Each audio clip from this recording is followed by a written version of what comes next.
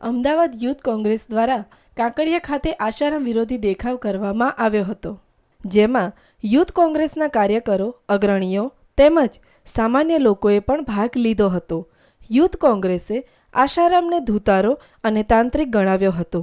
આશારામની સંડોવણીવાળા દીપેશ અભિષેક મૃત્યુ કેસ, જમીન હડપવાના કેસ અને યૌન શોષણના કેસ માટે તેને ફાંસીએ ચડાવવાની માંગ કરવામાં આવી હતી. મહિલા કોંગ્રેસ પાંખ દ્વારા આશારામ વિરુદ્ધ છાજિયા પણ લેવામાં આવ્યા હતા અને આવા અધર્મીને સંત સમાજ પણ બહિષ્કાર કરે તેવી લોક માંગ કરી હતી.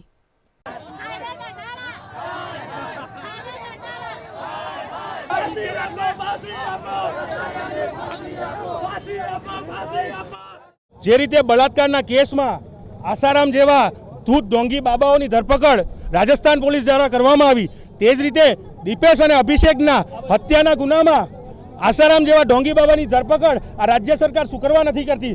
નરેન્દ્ર મોદી અડવાણીની આ આસારામ બાબા જોડે મિલીભગત છે, એટલા માટે એને જવા દેવામાં આવે છે.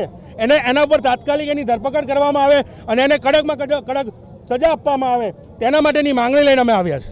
આગામી દિવસોમાં અમારે જો સાબરમતી એના આશ્રમનો ઘેરાવ કરવો પડે તો અમે ઘેરાવો પણ કરશું, પણ આવા ધૂત ઢોંગી બાબાઓ જેની જે કુમળા બાળકોની હત્યા કરી છે તેમની સામે જો પગલાં લેવામાં નહીં આવે તો એનો પ્રજામાં ઉગ્ર રોષ છે, તેની સામે અમે ઉગ્ર આંદોલન કરીશું.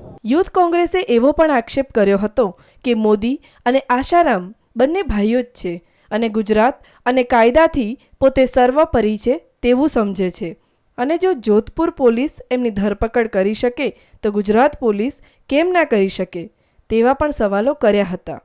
યુથ કોંગ્રેસ દ્વારા આશારામના પૂતળાનું દહન કરવામાં આવ્યું હતું અને આશારામના ફોટાને પણ સળગાવવામાં આવ્યો હતો અને લોકોએ તેને ઝડપી સજા થાય તેવી માંગ કરી હતી.